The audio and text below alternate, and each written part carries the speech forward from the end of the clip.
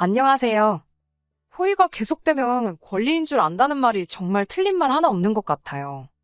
제 이야기부터 하자면, 저는 올해로 나이 31에 결혼한 지 3년 차를 맞는 여자입니다. 테이블 10개짜리 작은 식당 하나를 하고 있는 남편과 맞벌이를 하고 있었어요. 결혼 전에는 회사를 다니고 있었는데, 결혼하고 얼마 지나지 않아 회사를 그만두어야 했습니다.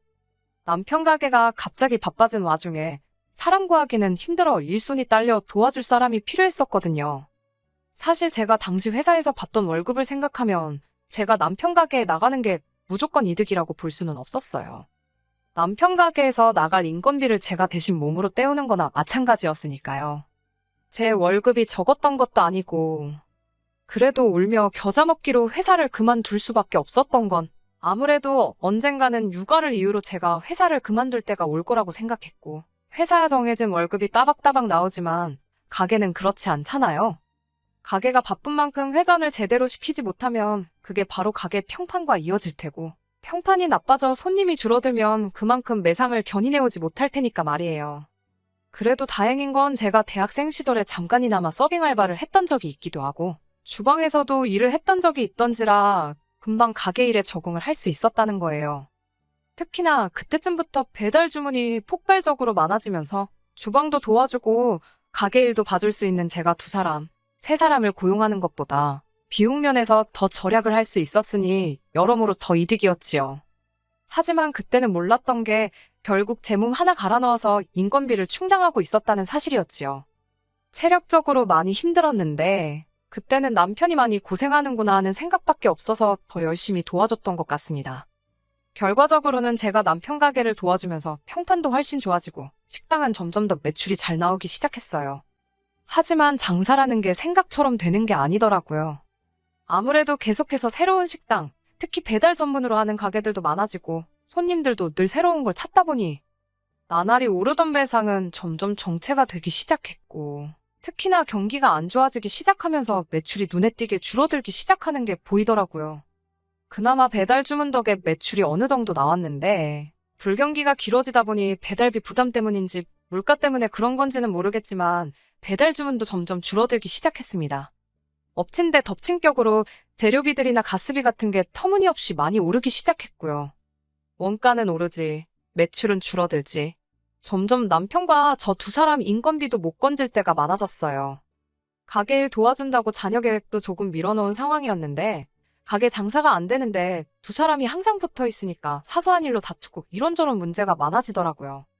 그냥 남편 가게가 어떻게 되던 간에 신경 쓰지 말고 내 경력이나 지킬 걸 하는 후회가 생긴 적도 있었고요. 원초적인 문제는 다른 곳에 있는데 그걸 가지고 남편을 원망하고 별것도 아닌 걸로 서로 날 세우고 그러는 게 점점 지쳐가는 와중에 이대로는 안 되겠다 생각해서 저도 큰 결심을 했습니다. 그때쯤부터는 남편도 바쁜 시간에만 직원 한 명 두고 쓰는 게 더 이득이라는 생각을 갖기 시작했던 상황이기도 했고, 그래서 저도 가게를 나와 다시 일자리를 찾기 시작했어요. 그래도 거의 대학교 졸업하자마자부터 직장 생활을 했던 터라 제 경력이면 금방 관련 업종에 취직을 할 수 있을 거라 생각했는데 막상 시작해보니 그것도 여의치가 않더라고요. 아무래도 3년에 가까운 시간 동안 경력 단절이 있었기도 하고, 업계가 워낙에 트렌드에 민감한 쪽이다 보니 장기간 경력 없이 업계를 떠나 있는 제가 취직하는 건 힘들어 보였습니다. 그래도 하늘이 무너져도 솟아날 구멍이 있다더니 제가 회사 다니던 당시에 아름아름 친하게 지내던 인맥들 덕분에 집에서 프리랜서 형식으로 일감을 받아와 일을 할 수 있었어요. 수입만 따지고 본다면 회사 다니며 월급 받는 것보다도 못한 수준이었지만 남편 가게에서 신경 날카롭게 곤두세우며 있는 것보다는 훨씬 좋았습니다. 새 직원을 구해 나가는 인건비보다 제가 버는 게 더 많았기도 했고요.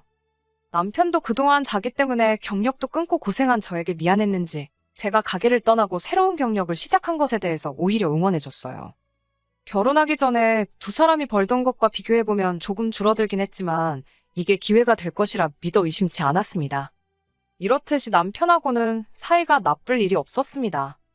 하지만 언제나 문제는 시댁에서 시작하듯이 저 또한 다를 게 없었어요. 남편이로 2살 차이 나는 누나가 있습니다. 저에게는 시누이지요. 사실 결혼 후에는 가게 일 돕는다고 정신없이 바빴던 터라 시댁과는 거의 마주치거나 갈등이 생길 일이 없었어요. 더더군다나 식당 특성상 주일이고 주말이고 상관없이 가게 문을 열어야 했고 명절 때도 배달 주문 같은 거 생각해서 가게를 늘 오픈을 했었거든요. 그런데 제가 가게를 떠나 집에서 재택근무를 시작하면서는 이야기가 달라졌어요. 남편은 여전히 가게를 지켜야 했지만 저는 아니었으니까요. 제가 가게를 나오고 재택근무를 시작하기까지 2달 정도의 공백이 있었는데 그게 시어머니 눈에는 썩 좋게 보이지는 않았나 봅니다. 제가 회사까지 그만두고 남편 가게 일을 돕겠다 결정했을 때는 현모양처가 따로 없다 하시던 시어머니가 아들이 힘들게 가게 지키며 돈을 벌어오는데 집에서 띵가띵가 놀고만 있다는 생각을 하셨나 봐요. 실상은 그게 아니고 저도 그때 일자리 구한다고 마음고생하면서 쉴 틈 없이 회사 알아보고 이력서를 준비하고 있던 상황이었는데도 말이에요. 시어머니가 제게 눈치를 주는 상황인데 신우랑 무슨 갈등이 있냐 하실 분들이 계실 텐데 신우네도 딱히 형편이 좋은 곳은 아니에요. 신우네 또한 맞벌이 부부 생활을 하고 있었고 육아도 중요하지만 형편상 육아를 이유로 직장을 관둘 여유가 있는 집이 아니었어요. 그런데 그런 신우가 당시 출산을 앞두고 있었거든요. 제가 남편 가게 일을 돕고 있을 때는 애는 언제 가질 거냐 한 번도 물어보신 적 없는 시어머니가 제가 취직을 준비하기 시작한 때를 기점으로 저한테도 신혼애를 본받아서 얼른 아이를 가지는 게 좋지 않겠냐 하는 이야기를 해왔습니다. 자녀 계획이 없던 것도 아니고 특수한 상황 덕분에 미뤄지게 되었지만 저 또한 딩크로 살 계획은 없었거든요. 하지만 당장 유일한 밥벌이 수단인 남편의 가게가 저런 상황에 무턱대고 아이를 가지는 건 딱히 좋은 계획처럼 느껴지지 않았어요. 어차피 본의 아니게 3년 긴 시간을 미루게 된 거 더 많이는 아니더라도 앞으로 1년 정도는 상황을 지켜보고 싶었습니다. 불경기도 언젠간 지나가지 않을까 하는 생각도 들었고 어쨌든 남편 가게가 잘 되던 시기에는 2사람 인건비 이상은 벌던 곳이었으니 조금 더 상황을 지켜보고 경제적인 안정을 찾고 나서 준비해도 늦는다는 생각이 들지 않았었어요. 그런데 시어머니가 저보고 아이를 가지라고 했던 진짜 이유가 뭔지는 나중에 가서야 알게 되었습니다. 신우가 출산을 할 때쯤 저도 프리랜서로 일을 막 시작했던 차였거든요. 그때 슬그머니 진짜 이유를 저한테 툭 던지더라고요. 구구절절 설명할 필요 없이 이유는 딱 하나로 정리가 되었어요. 신우가 다시 회사에 출근을 해야 하니까 신우 아이를 제가 돌봐줬으면 했으면 싶었던 거였죠. 제가 그걸 해야만 한다는 식으로 이야기를 한다는 게 어차피 집에서 놀고 있기도 하고 너도 앞으로 애엄마가 되지 않겠냐며 미리 연습해본다 생각하고 애를 대신 키워보라 하더라고요. 시기상 시어머니가 아이를 가지라고 노래를 불렀던 걸 생각해보면 남편과 저 사이에 아이가 태어나면 제가 당연히 아이를 돌봐야 했으니 신우아이까지 저한테 맡기려는 심보였던 것 같아요. 제가 너무 나쁘게 생각하는 걸 수도 있겠지만 아무리 생각해봐도 그것 말고는 다른 게 설명이 되지 않았으니까요. 하지만 저도 그때 막 프리랜서 일을 시작했던 차였기도 해서 그 제안에 대해서는 당연스럽게 거절을 했습니다. 저랑 남편이 결혼 전에 약속한 건 양가 부모님께 작게나마 생활비를 드리기로 한 거였는데 벌이가 어려워진 상황에서도 그 돈을 줄이거나 따로 안 드렸던 적은 없었거든요. 그런데 제가 신우 아이를 봐줘야 한다면 앞으로 생활비를 드리는 걸 장담할 수 없다고 말씀드리니 신우 애 키우라는 이야기는 쏙 들어가더라고요. 다행히 남편도 중간 역할을 잘해준 덕분에 그게 시어머니와 저 사이의 갈등으로 이어진다거나 하지는 않았습니다. 그 후로 그 이야기는 완벽히 정리가 된 거라 생각했는데 6개월쯤 지난 뒤에 신우가 저한테 기니할 이야기가 있다고 저희 집까지 찾아왔어요. 교류도 거의 없이 지내던 신우였는데 기니할 이야기가 있다고 하니 그게 좋은 이야기일 거라는 생각은 들지 않았습니다. 안 좋은 예감은 틀리는 법이 없다더니 신우가 꺼낸 이야기는 결국 시어머니가 저에게 부탁했던 것과 같은 이야기였어요. 그나마 6개월간은 출산휴가를 내서 신우가 직접 아이를 돌보고 있었다고 합니다. 그런데 그 이상은 힘들었나 봐요. 회사에서도 눈치를 주고 신우 책상을 뺀다니 어쩐다니 하는 이야기가 나오기도 하고 그랬다고 하더라고요. 그렇다고 아예 회사를 그만두기에는 심해부 외벌이로는 육아까지 턱도 없다고 자기가 꼭 출근을 해야만 하는 상황이라고 하더라고요. 신우가 또 간곡하게 부탁했기도 하고 저 또한 다른 이유지만 경력이 단절된 아픔을 누구보다 잘 이해할 수 있는 상황이기도 해서 다시 생각을 해보기로 했어요. 어차피 저는 재택근무로 집에서 일을 할 수 있기도 했고 더군다나 남편 가게 매출이 당장 회복이 될 기미가 보이지 않는 와중이었는데 저 역시 일감이 썩 많이 들어오던 편은 아니었거든요.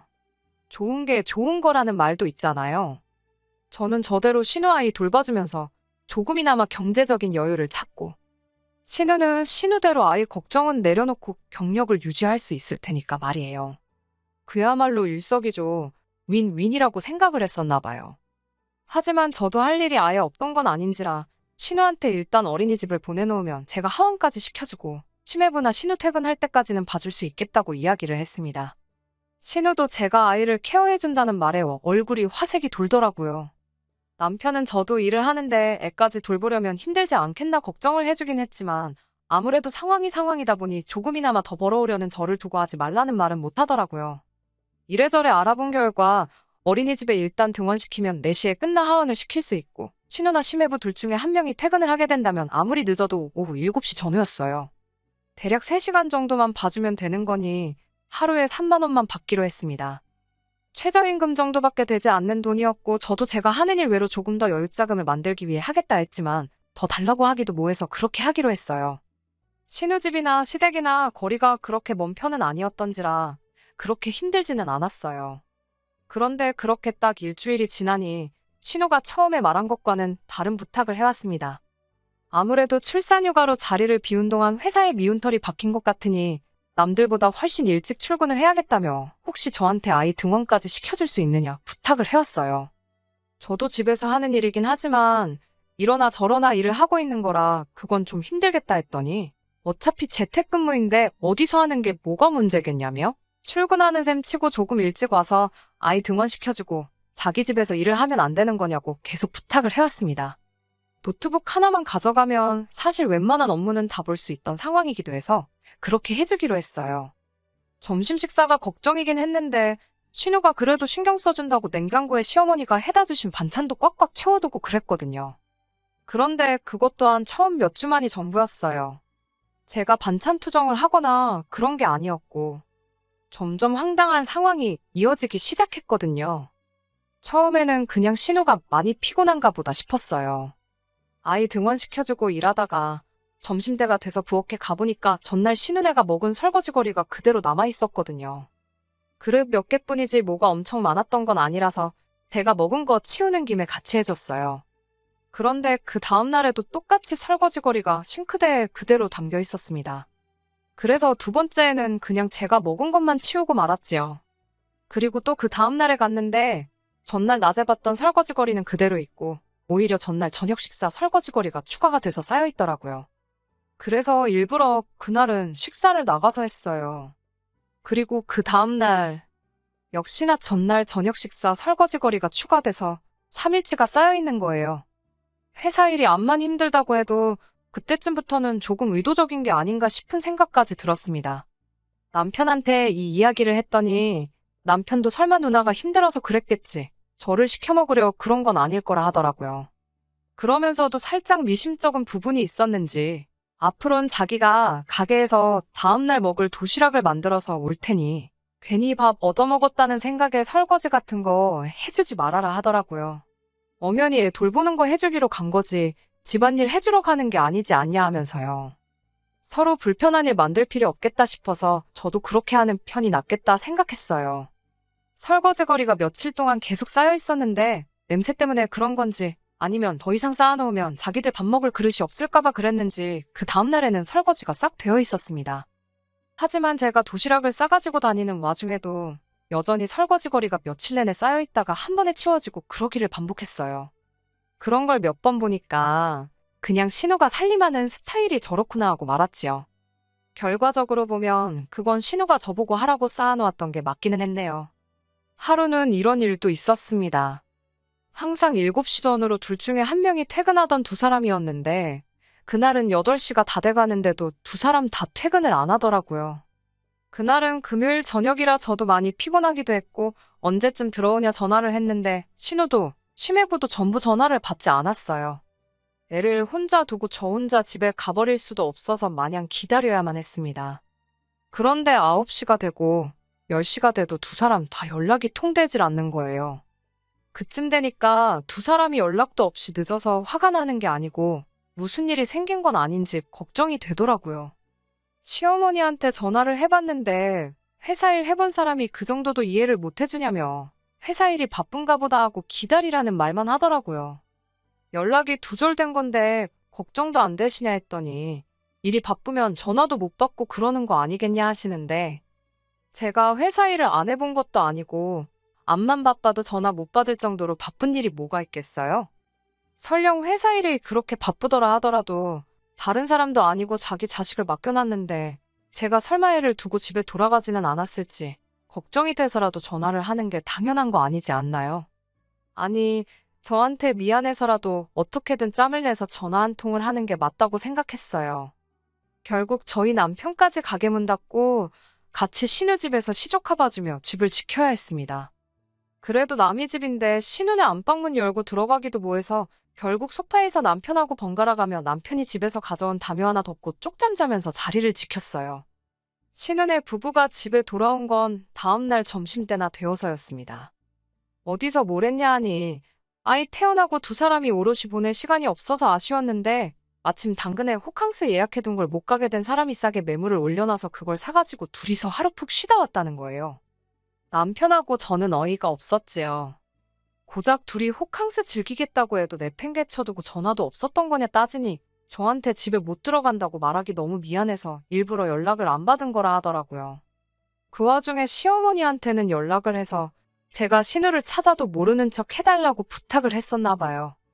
그러니 별 걱정 없어 보이던 시어머니의 태도가 왜 그랬던 건지 이해가 가더라고요. 그때쯤부터는 저도 더 이상 좋은 마음이 들지가 않더라고요. 그래서 신우한테 저도 불편한 거 참고 신우내서 일을 하고 있던 거였는데 더는 못 해주겠다고 했어요. 호캉스까지 즐길 여유면 이제 회사에서도 눈치 볼 일도 따로 없는 것 같으니 그냥 원래 하기로 했던 대로 하자 했습니다.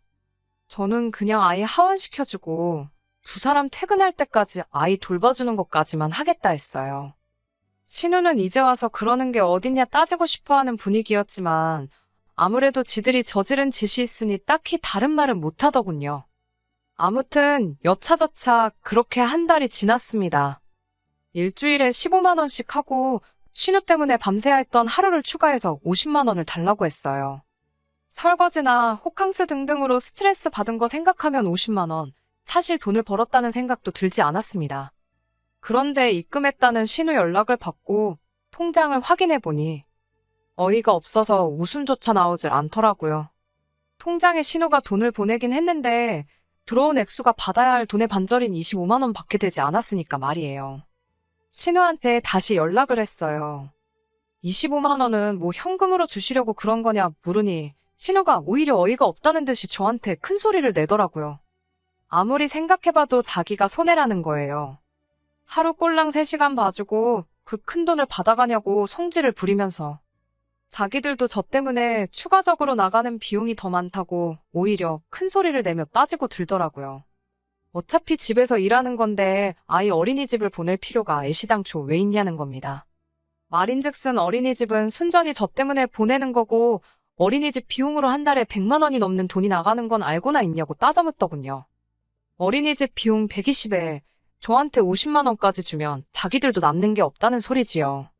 신우한테 억지 부리지 말라고 어린이집 안 보내고 저한테 시간당 10,000원씩 준다 치고 계산해보라고 했어요. 하루 10시간이면 10만 원이고 주당으로 따지면 50씩이다. 한 달이면 최소 200만 원씩 나가는 걸 모르겠느냐 따졌지요. 그랬더니 신우가 저보고 그게 문제라는 겁니다. 애초에 가족 좋은 게 뭐냐고 서로 돕자고 있는 게 가족인데 저한테는 가족이 돈벌이 수단으로밖에 보이지 않느냐면서 따지고 드는 겁니다. 어차피 집에만 있는데 애 좀 그냥 봐줄 수 있는 거 아니냐고 하면서 제가 그렇게 먼저 돈을 밝히고 드니 자기도 똑같이 나온 거라나요. 그렇게 하나하나 계산해서 따지는 제가 괘씸해서 자기도 빼고 주는 거라고 하는데 뭔 소리를 하는가 했더니 그동안 제가 신우집에서 일을 했으니 공간 사용료부터 해서 저 먹으라고 시어머니가 해준 반찬값에 전기세까지 다 포함한 거라고 하대요. 그때 설거지 이야기도 하더라고요. 밥은 공짜로 얻어먹어놓고 설거지도 안 해놓고 저보고 사람이 참 못 배웠다고 드는데 누가 누굴 욕하는 건지 싶었지요. 애 키우는 거 연습시켜주는 셈이나 마찬가지니 오히려 자기들이 저한테 돈을 받아도 모자라다는 소리를 하는데 조목조목 따지고 들자면 신우가 찍소리도 못하게 만들어줄 수 있었지만 그렇게 하진 않았어요. 하지만 뭐 저도 제 시간 투자해서 애 봐주는 거나 마찬가지인데 이런 소리까지 들어야 할 이유가 있나 싶기도 하고 신우 계산대로라면 한 달에 꼴랑 20만 원 더 벌자고 이러고 있을 이유도 없겠더라고요. 차라리 인형 누나를 붙여도 이것보단 더 벌겠다 싶어서 그냥 신우한테 애 봐주는 건 오늘로 끝이다 선언하고 신우 집 나와버렸네요. 가만히라도 있었으면 중간이라도 갔을 신우네는 결국 난리가 났어요. 어린이집이야 계속 보낸다고 쳐도 4시에는 하원을 시켜줘야 하니 중간에 신우가 일찍 퇴근할 수도 없는 상황이었으니까요. 결국 신우는 시어머니에게 도움을 요청했다고 합니다. 저한테는 연습하는 셈 치고 공짜로 신우 애를 키워달라는 시어머니였는데도 자기 딸 자기 손자 봐주는데 그냥 해주긴 싫으셨나 봐요. 신우한테 한 달에 250만 원씩 달라고 하셨다네요. 그런데 신우벌이가 딱 그 정도였거든요. 신우 딴에는 또 밑빠진 독에 물 붓는 기분이었나 봐요. 결국 저한테 다시 연락을 해오더라고요. 변명이랍시고 한다는 게 그게 다 시어머니 생각에서 나온 거였다며 시어머니와 저를 이간질까지 하려들대요. 제가 신우 아이를 공짜로 봐주는 게 맞다고 자꾸 시어머니가 옆에서 바람을 넣는 바람에 그렇게 된 거였다고 미안하다고 사과를 해오더라고요. 돈 줄 거면 집안일이라도 시키라던 시어머니 말 때문에 설거지도 저한테 떠넘기려고 했던 거라고. 연신 미안하다고 사과를 하면서 이게 다 시어머니 탓이라고 원래 하던 대로 하자면서 저를 설득하려 들길래 신우한테 좋은 생각이 있다고 말하고 제 생각을 말해줬네요. 시어머니한테 250씩 드리고 식사 준비며 설거지에 청소까지 다 시키시라. 그리고 공간 사용료를 시어머니한테 청구를 해서 한 달에 100만 원씩 돌려받으시라고요. 저한테 했던 거랑 똑같이 말이죠.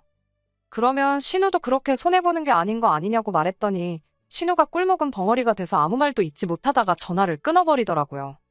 결국 신우는 직장을 그만두고 자기가 직접 아이를 키우기로 결정했다고 합니다. 경력이 끊긴 아픔을 누구보다 잘 이해할 수 있는 저였지만 신우가 그렇게 된 건 자업자득이라고 생각해요. 이번 사건으로 인해서 저는 시어머니와 사이가 많이 나빠졌고 신우랑은 거의 연을 끊은 거나 마찬가지처럼 지내고 있어요. 솔직히 연을 끊는 게 두렵다거나 무섭다거나 하지는 않아요. 오히려 연 끊고 지내면 저한테는 더 이득이지 않나 싶어요. 남편이 중간에서 난처하긴 하겠지만 이번에 남편도 신우와 시어머니한테 당한 게 있으니 쉽게 풀 것처럼 보이진 않네요. 끝까지 들어주셔서 감사합니다. 오늘의 사연은 여기까지입니다. 구독과 좋아요, 알람 설정 부탁드리고 더 좋은 사연으로 다시 찾아뵙겠습니다. 감사합니다.